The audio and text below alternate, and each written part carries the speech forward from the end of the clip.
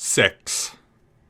Trying to avoid the attention of the ALS and DKB, we slipped through the crowd and out of the arena, where we felt free to exhale with relief. Perhaps they had noticed us a while ago, but were too busy to bother caring about us. I'd looked at the odds for the second match, which were currently 2.07 and 2.75. If they bet everything on the higher odds and won again, they'd have at least 6,600 chips. But why had they been so sure that betting on the Lycan, which had higher odds, meaning less chance of winning, would be successful? Were they just hoping for a bigger payout, or did they have some kind of tip-off about the real chance of winning? I couldn't help but wonder. I picked up speed to reach Argo at the stairs back to the first floor hall, and muttered under my breath, "Do you think it's possible that Lin Kiba took the same quest you did?" Huh? Oh, because they both bet on the rusty Lycan? Said the info dealer, instantly catching on to my logic. She considered it and said, "Huh? Oh, because they both bet on the rusty Lycan?" said the info dealer, instantly catching on to my logic. She considered it and said, I can't rule it out entirely, but I doubt it. This quest wasn't in the beta, and it was really hard to find with the starting point. I have a hard time imagining that either the ALS or the DKB found it in the moment they came to Volupta. She took a breath, then continued.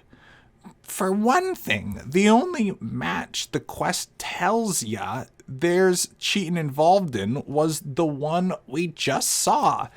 Doesn't explain how they won all the bets in the daytime, does it? Oh, right. That explanation made sense, but I didn't clear up why the ALS and the DKB made so many chips. The monsters in the arena were appearing for the first time in the game, so they couldn't have bet based on experience and knowledge of their abilities. Were Lind and Kabao just that lucky? If they actually won 10 all or nothing bets in a row and acquired the Sword of Volupta, I was going to have to take a long, hard look at my game strategy. My mood was souring, and I had to take a deep breath to recenter myself. I felt like I'd been antsy ever since setting foot in this town. Maybe I still had some lingering enthusiasm for gambling after getting burned in the beta, but I wasn't a solo player without any obligation to anyone else anymore. I was the one who invited Asuna to play with me on the first floor. I had a responsibility to be her partner until she was ready for the next stage. With these thoughts in mind, I glanced to my right where the fencer in question was staring at the red carpet, deep in thought. Unfortunately, my interpersonal communication skill was too low of a level for me to guess what she was thinking. She would probably tell me if I asked, but even that question was a big hurdle for an 8th grade boy. We finished the climb up the stairs to the ground floor hall and rounded the goddess statue on the way to the other end, where the staircase to the second floor waited, guarded by an NPC dressed in black and red velvet rope. Sandals flapping, Argo strode right up to the tough-looking bouncer, who was probably just as dangerous as the town guard NPCs, and held up a gray metal tag she'd produced at some point. "Can my 2 companions and I get through?" she asked. The man silently detached the rope from one of the poles and pulled it back, giving a sullen bow. Argo walked right past him, and Asuna and I followed. We continued up more stairs, hearing the rope click back into place behind us. On the second floor, Argo ignored the VIP high roller game room and crossed the red carpet to the next set of stairs. The third floor hall was octagonal, like the others, but its lights were low and the carpet was black, seeming to absorb everything it touched. There was supposedly a 4th floor, but I saw no staircase. In the center of the room was a statue that looked like a priest with the head of a fish. "Why a fish?" I asked, looking up at the statue. Asuna tilted her head. I've heard the headgear that Catholic bishops wear is supposed to be shaped like a fish head, but this doesn't seem to be related. It's a creepy looking face. And not exactly like the ichthyoids from the 4th floor. While we talked, Argo stepped to a stately counter in the back of the hall, showing her metal tag to the NPC there. Then she turned back and waved her hand to beckon us closer. We hurried forward, at which point Argo started walking down the hallway, leading farther into the building. The stringed instrument music, which was supposedly being performed on the 2nd floor, was completely out of earshot now. The silence in the hallway was painfully loud. At the end, we turned left, then right, and walked a ways farther before stopping at a door. Room 17. This is the place, Argo murmured, then rapped sharply on the dark, heavy door twice. A few moments later, a faint voice from inside said, "Who is it?" Argo, and my companions, my assistants. After another pause, there was the dainty click of a lock turning. The door pushed open slowly, revealing an interior that was even darker than the hallway. It made me wonder if we should go back to equipping our gear or at least our swords, but I thought better of it when I noticed that Argo wasn't concerned in the least as she walked inside. Technically, I still had my short sword at my side, so if anything happened, I could at least make do for Asuna until she could put on her full battle equipment. The room through the door was so extravagant that it immediately made the Platinum Suite at the Amber Moon Inn pale in comparison. The only light came in from a few lamps, but there was plenty of moonlight streaming through a massive window on the south end of the room. In front of it was a sofa that could easily seat 5 people at once. Only one person was sitting on it now. I could just make out the silhouette, but it was quite small. Focusing on it produced a yellow NPC cursor. The name beneath the HP gauge was Nernir. But I wasn't quite sure how to pronounce it. Above her head was a floating question mark symbol, the sign of a quest in progress. Nernir. Neenir. Nirnir? I tried sounding it out, various permutations in my head, but was interrupted by a woman's voice to my left. "I will take what is on your waist." I squealed, jumping away in pure reaction and bumping into Asuna on my right. "Hey, watch out!" she grumbled, but she supported my weight anyway. I whispered a quick apology, then looked into the darkness to the left. Standing next to the door was a maid in black dress and white apron. Or so I thought at first. She was actually wearing a dark, gleaming breastplate, and her skirt was adorned with lines of arrowhead-shaped metal plates. On top of that, she wore gloves and boots as well as a rapier on her left hip, except it was purely thrusting weapon with no blade whatsoever. An Estok, then. In terms of anime and Japanese game, warrior maids were practically a tradition at this point, but I couldn't remember seeing anyone like this in Aincrad before. The color cursor was yellow like the person on the couch. Her name was Kyo, which seemed easy enough, Kyo. I was staring at her absent-mindedly when the maid, who had crisply parted hair and sharp eyes, glared at me and demanded, "Your sword." Here. I was worried about losing my weapon, but I did have the martial arts skill too, I told myself, removing the short sword's sheath from my belt. The maid quickly took it away from me, then pulled it out halfway to examine the blade. Blind steel. I was tempted to quip something like, "Sorry it's not pure orichalcum," but I thought better of it, because I knew she wouldn't get it. The maid then placed the short sword on a nearby rack and stepped back. "Please do not give offense to Lady Nirna," she said. She pronounced the name something like Nirnur. I was wise enough not to say out loud what an odd and interesting name I thought it was. With the permission of Kyo, the warrior maid, Argo walked farther into the room. Asa and I followed her. We crossed the absurdly deep carpet towards the regal sofa until we could finally see this Lady Nirna. Now it made sense why her figure seemed so small as it leaned against the many cushions. She couldn't have been more than 12 years old. She wore a black dress made of many layered but rather transparent material, tulle or organdy, or something like that. Her skin was so pale, and her flowing blonde hair was so fine and shining that for a moment I thought she was just a doll. Her head moved, revealing features that were beautiful, young, and mysterious in the moonlight. Red lips parted to issue a soft, high-pitched voice with just a hint of a lisp. Welcome back, Argo. Did you find your assistants? Yeah, I've known them for a little while now.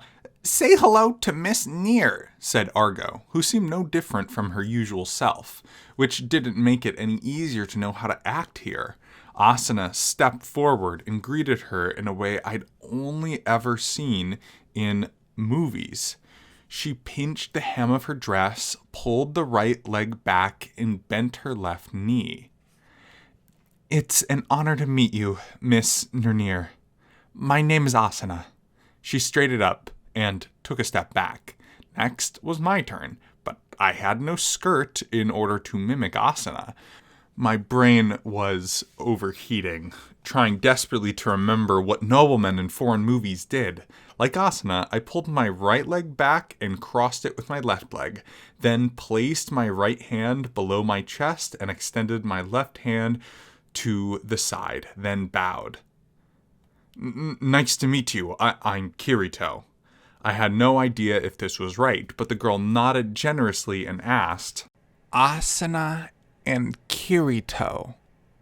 Is this correct? That was the pronunciation checked, something that nearly every AI-run NPC asked. Her intonation was perfect, so we said yes. I see. Good evening. Will you sit? She pointed not at an empty spot on the enormous sofa, but at three-person sofa facing her. I sat down. Then Argo and Asuna and Kyo promptly began setting out teacups on the marble table. When did she prepare that? When she was done, she slid out of sight, holding the tray to wait at a location equidistant to the sofas. She was close enough that if I tried to do anything funny to her master, she could skewer me with that estoc. I had no intention of testing out that hypothesis, of course. I thanked her for the tea and took a sip. It was straight tea, with no sugar or milk, but there was a muscat grape scent to it, and just the teeniest hint of sweetness. To my right, Asen exclaimed that it was delicious, so that told me it was a very fine tea indeed. Once we placed our cups down, Nunir straightened up about halfway from her slumped position and said, Since you've come back, does that mean you figured out the cheat involving that doggy, Argo? I'm pretty sure.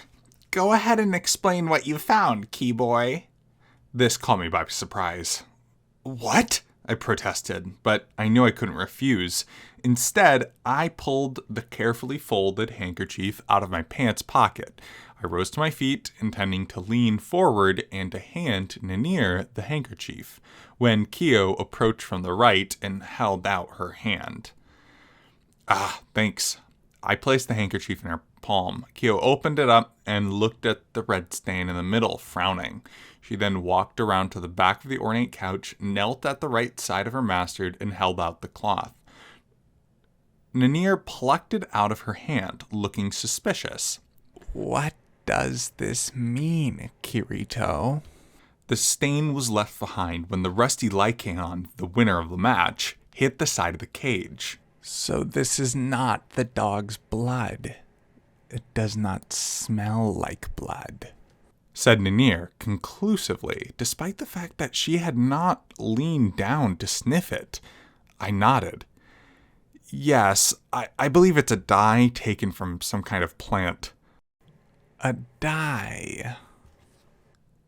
Nanir's big, doll-like eyes narrowed. I thought her irises were black, but in the angle of the moonlight, I saw that they were a deep red. Meaning the dog's fur was dyed this color. That's right, I agreed. Then I explained the trick in a clear voice as possible. Rusty lichens appear on the western side of this floor, in the field of bones, but there's no reason to dye one the same color they already are, meaning that this pale bug, the bouncy Slater, was not actually fighting a rusty lichen, but more an advanced species of a different colored pelt. Nanir did not speak after my explanation was over. I started to worry that I might have gotten something wrong, but then the girl moved, returning the handkerchief to Kyo. Her left hand remained outstretched, waiting for something. Kyo quickly stashed the evidence handkerchief into her apron pocket, then picked up a wine bottle from a nearby side table. She poured about 2 fingers of a dark liquid into a glass. Nanir allowed her to place the glass into her waiting hand, then drained its contents in one go, which I assumed was red wine. That kid's drinking alcohol. You're gonna be in trouble, I thought. But then I realized Eincrad probably didn't have any laws against underage drinking. To my surprise, Nanir lifted the empty glass, preparing to smash it against the ground, but she composed herself, slowly lowered her hand, then gave the glass to Kyo. She exhaled slowly, then paused, then looked up at us. Her fine brows were sharply tilted, and suddenly there was no longer any hint of youth in her beauty. She couldn't have been more than a year apart from Maya, the girl from the 6th floor, but the force of her presence was unlike any girl I'd ever met. The old Korloi bastard's really done it now. Her voice was hot with the flames of anger, but the presence of an unfamiliar name caused me to ask, "Who's Korloi?" Explain for them, Kyo, she proclaimed, waving her hand. Kyo set the wineglass down on the table, then returned to her usual position and looked down at me. Are you aware that the Volupta Grand Casino is run by the Noche family, of which Nirna is the matriarch, and also the Korlois, who are relatives? I'd never heard that name, not even in the beta. I glanced to the right and saw Argo and Asuna shaking their head. To Kyo, I said, "I apologize, I did not know that." That is no surprise if you are an adventurer newly arrived at this town. The Nochtois and Nordlois are both descendants of the hero Falhari. You must know this name, Falhari. Surely. It sounded familiar, but I couldn't quite place it. Fortunately, I didn't need to overturn my jumbled memories because Asuna bailed me out.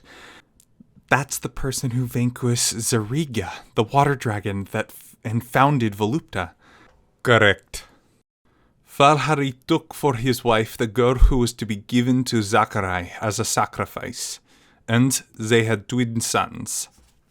But the boys were terrible enemies, and when they grew up, they battled over the right to be Falhari's heir. In his old age, Falhari forbid his sons from taking up swords against one another. Instead, he instructed them to tame monsters to do their fighting. By his decree, whoever won 3 out of 5 matches would be the next ruler of Volupta. It might have been a more peaceful resolution than the twin brothers fighting to the death, but it had to suck for the monsters, I thought. Nanir practically read my mind. You adventurers have killed countless monsters too, of course. Right, you're correct, I replied feebly. Nanir snorted softly, then waved at Kyo to continue. After Falhari, the founder, passed on, the twins followed his decree and enacted the 5-match series of battles using tamed monsters. Wait, hang on. I said, interrupting just as she had started her explanation. Q gave me a very cross look. I hunched my shoulders guiltily and asked, "You say tamed as though it's easy. Is it even possible?" "Not for ordinary people like you and me," the maid claimed. She added proudly, "But Falhari the hero knows the secret of controlling monsters. The twins inherited that power from him and use it to tame them." "Secret art?" I repeated in blank shock. As quietly as possible, I murmured to Argo's ear, "Sao doesn't have a monster taming skill, right?" "It's not on this list of skills you can choose. If it exists, it must be an extra skill." "Oh man," I muttered, swallowing. The 2 extra skills in my slots, martial arts and meditation, both required clearing a kind of trial quest from an NPC. This quest was one of those. 2, if we finished it, we could gain the taming skill that people believed didn't exist in SAO. "May I continue?" Gio asked arcily. I snapped back to attention. Yes, please do." "After the Falhari, the founder, passed on, the twins followed its decree and enacted the 5-match series of battles using tamed monsters," Kyo said, repeating the exact same words she said before. I interrupted. "But neither of them had much confidence in the monsters they had prepared.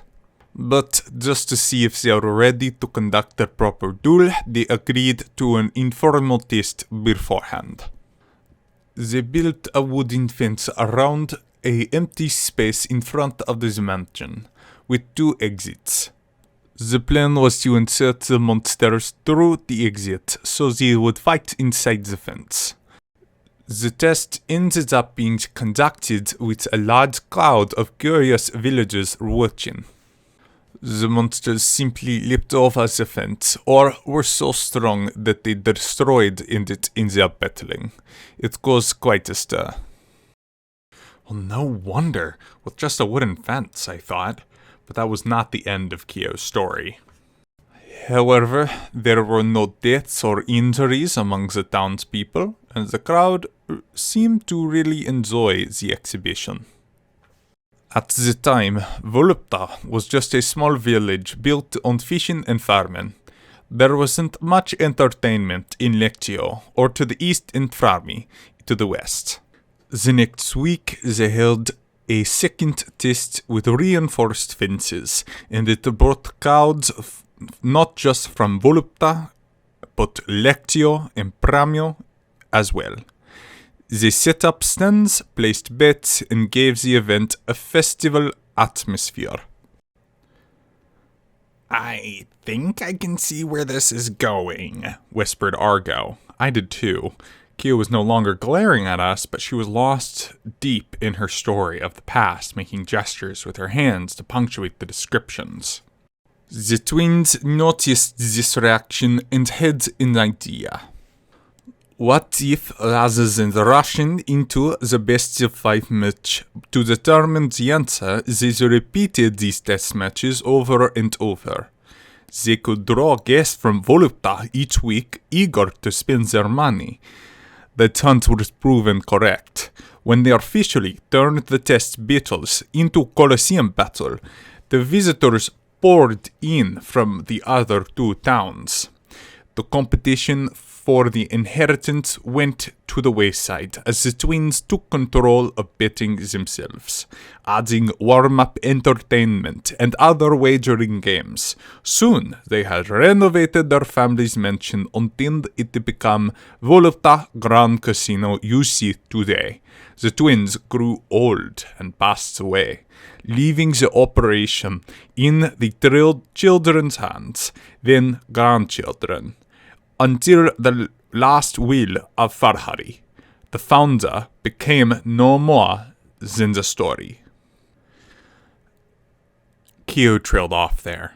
Nanir added, "As you saw in the basement, the test fights no longer have any connection to their original purpose.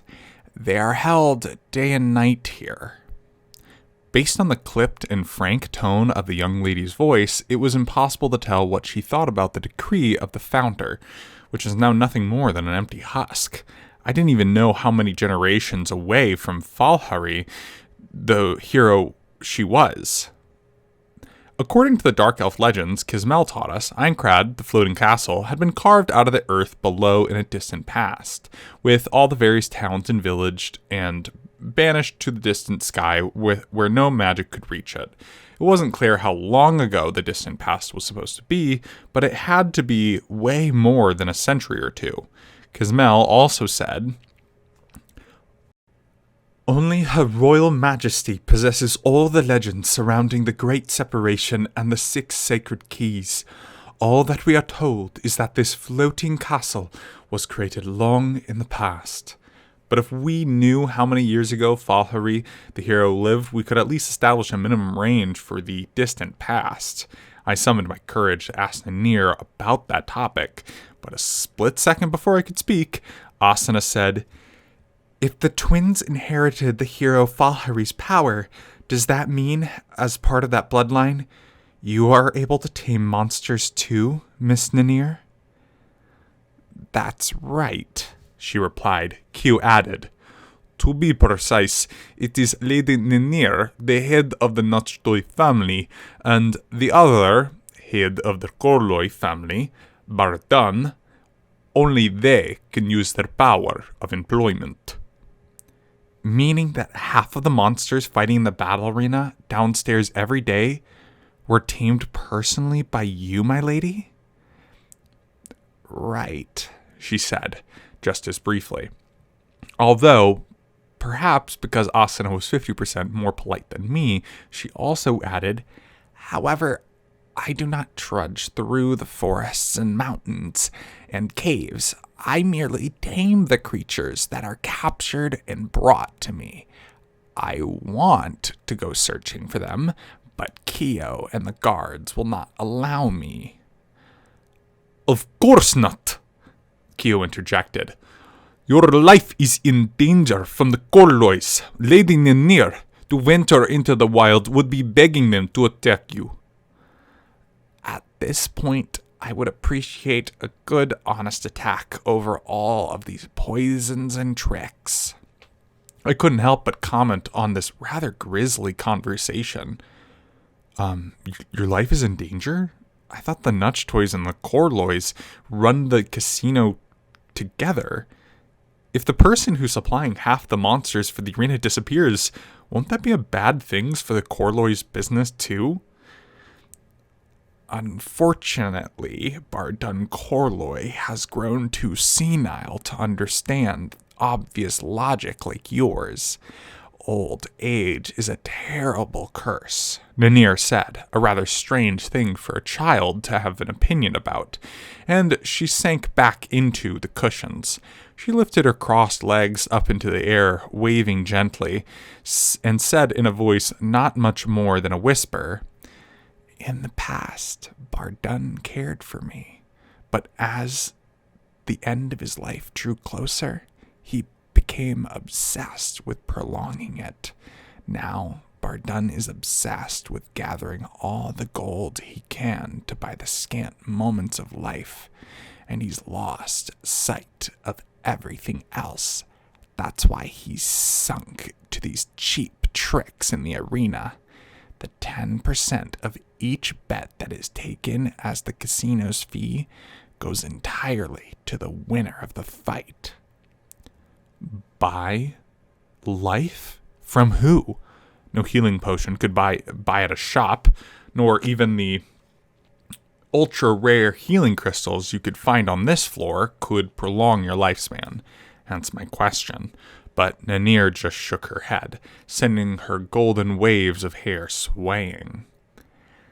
"You do not need to know that. For now, I must thank you for figuring out the trick placed on Lycaon. Kyo?" The maid bowed and walked over to us. When Argo stood up, she put a small leather sack into the rat's hand. "Thanks," Argo said, taking the sack. The floating question mark over Ninir's head vanished with a faint sound. The quest we were sharing had been finished. It was the end of our job, but in terms of telling a story, it was quite an unsatisfying conclusion, I thought.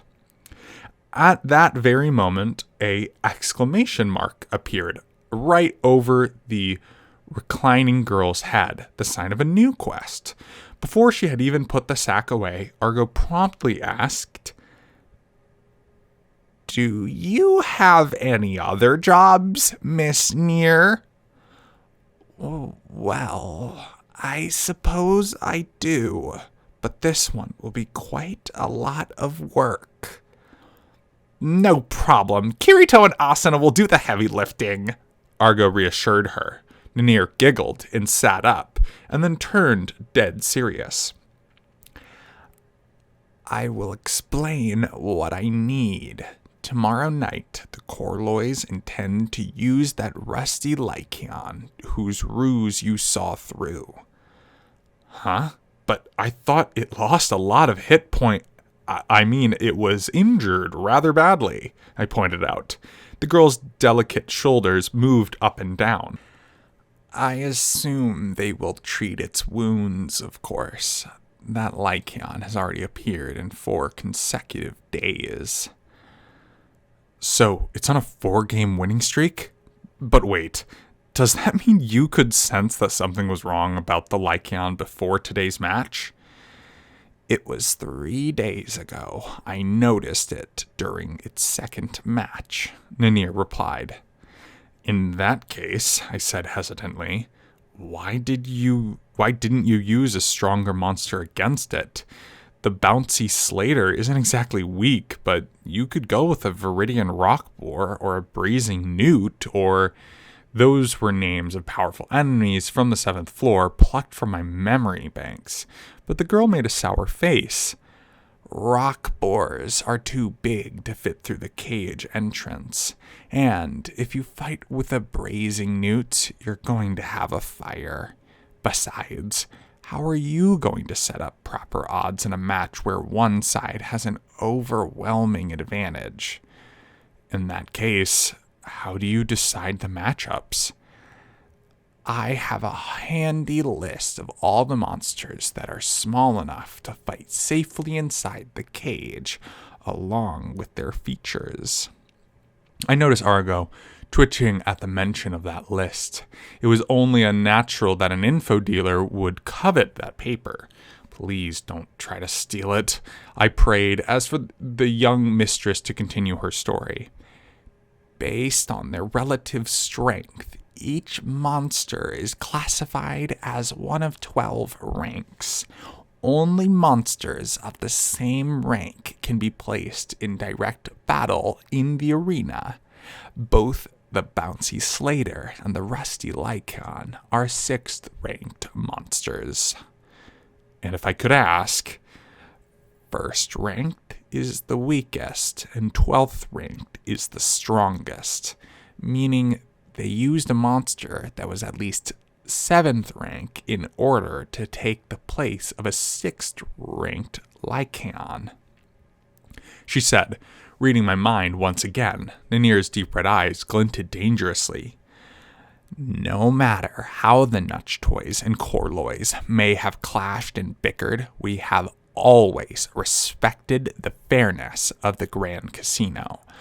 But now Bardun has crossed the line just for a slight increase in profit. He must be made to pay for this transgression." Hang on.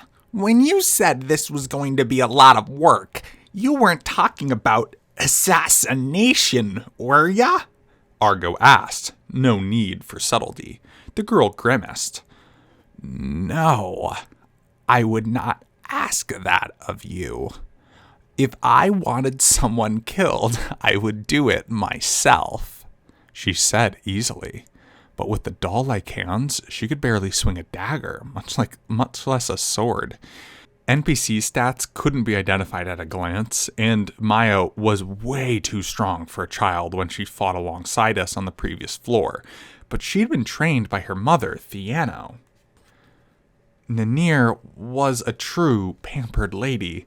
We'd know the truth if we got her in the party and saw her level number, but that wasn't likely to ever happen. In just 2 seconds, Nanir was back to her default expression.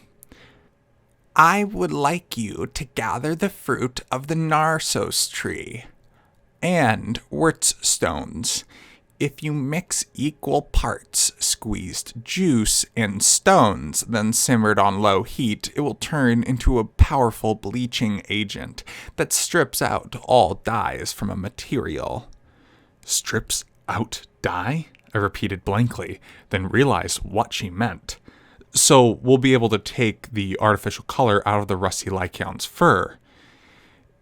In the arena, right before the match, if the cheating is exposed before 100+ gamblers with money on the line, even wily Bardun Corloy won't be able to wriggle out of that one. But in that case, won't it cause major damage to the reputation of the casino? I imagine it might also hurt Nachtoy family, I pointed out gingerly. Nanir just sighed. It is unavoidable. It angers me that the monsters I brought were killed by one of a different rank, but I cannot overlook cheating at my casino. We will have the issue a public apology and return the money we took from every match the Lycaon appeared in. Now, I was sincerely wondering if she was actually a child. Nanir looked from me to Argo. So, will you accept my request? It was very rare to see Argo being indecisive. She looked at the girl and her maid and said, You asked me to figure out the Lycaon's deception because you couldn't have someone from the Nachtoy family camping out in front of the cage, I assume. But do you really need us to gather stones and fruits? You gotta have some experienced monster hunters, and I imagine they could get what you need. Of course, in terms of skill, our hunters are more than capable enough to do the job, answered Keo. But there are 2 problems. First, wordstones can be located in the riverbed to the west of Volupta, but there are few of them to be found, and they are black, so they can only be spotted during the day. If someone from the Corloy family was to witness Notstoy men searching for wordstones, you'd tip them off that you're making the bleaching agent. Precisely. And the other ingredient, narsos fruit, grows in the forest in the center of the 7th floor, far from Volupta. The problem there is not the Corloys, but something else. There is a dark elf fortress in the Lurserok forests. My back straightened the moment I heard that. Asuna probably did the same. Q glanced at me, but continued her explanation. The Notchtoys and Corloys have long had a practice of capturing monsters in the forest while the Dark Elves are not watching. At this point, the Dark Elves attack as soon as they spot one of our hunting parties. Even our savviest hunters cannot beat the Elven Knights and bowmen in the forest. Of course they couldn't. The Dark Elves and Forest Elves were always set to be many levels more powerful than the monsters that typically appear on that floor. And here, on the 7th, we might see some of their elite classes. Even I couldn't beat them in a single one-on-one fight. Thankfully, as long as we had the Sigil of Lysula, the Dark Elves wouldn't attack us. Keo, as psychic as ever, gazed at the ring on my left hand and added, Kirito, Asana, it would seem that you have a friendship pact with the Dark Elves. In that case, I do not think they will attack you for simply collecting some fruit in their forest. Although I would not diss what happens if you cut down a living trees or break the branches. Nope. No cutting down or breaking here. That is a good idea. Now, will you accept this request? Only Argo could answer the question. After 2 seconds of silence, she muttered, Well, it wouldn't feel right to stop now. and stood up. Asa and I hurriedly followed. All right, you're on, said Argo. Instantly, the exclamation mark over Ninir's head turned to a question mark. If it wasn't my imagination, she might have looked just a little bit relieved. The little matriarch said, I'm glad.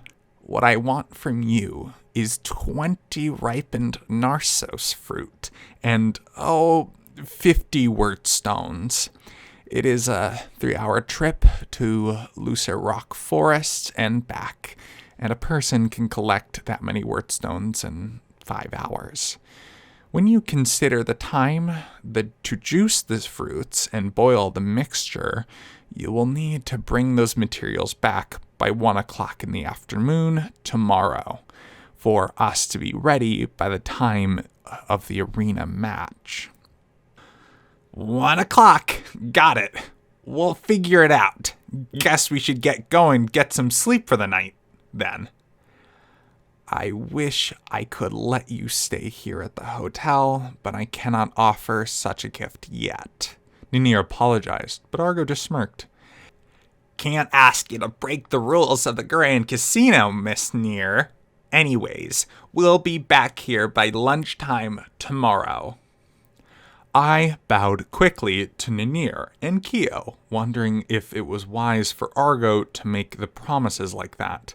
But I didn't get 2 steps towards the door before the maid called me back. You forgot something, Kirito. I turned around and saw Keo handing me the short sword she'd taken from me, with a very exasperated look on her face. I took it quickly and resumed moving towards the door. I thought Ninir might have giggled a little, but that was probably just my imagination.